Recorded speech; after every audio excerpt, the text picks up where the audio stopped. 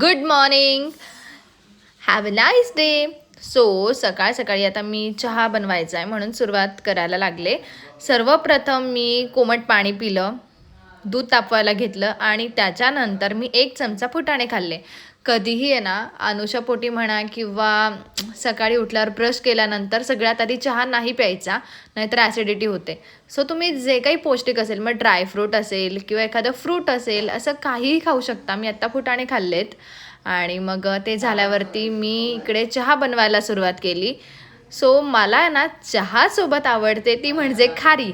तुम्हाला चहासोबत नक्की काय आवडतं तेही मला कमेंटमध्ये सांगा. मला म्हणजे चपाती म्हणजे पोळी तर आवडतेच आवडते, पण मला एक जास्त आवडणारी गोष्ट आहे चहासोबत खारी. मस्त पाऊस पडत होता, बघू शकताय तुम्ही, थोडा थांबला होता.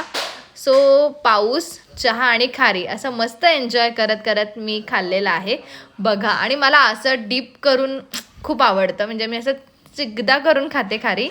वाव.